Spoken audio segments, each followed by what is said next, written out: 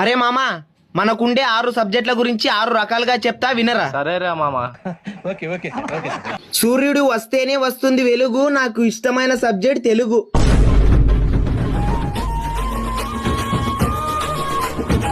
రాత్రిపూట కనిపిస్తాయి చుక్కలు, ఈ జన్మలో పాస్ గాను నేను లెక్కలు.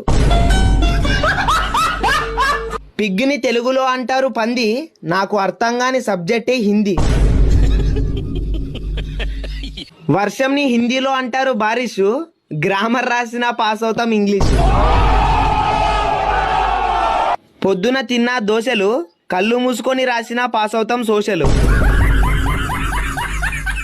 మా ఊర్లో పొద్దున 10 గంటలకి తెరుస్తారు వైన్స్, తొందరగా చచ్చిపోవాలంటే చదవాలి సైన్స్.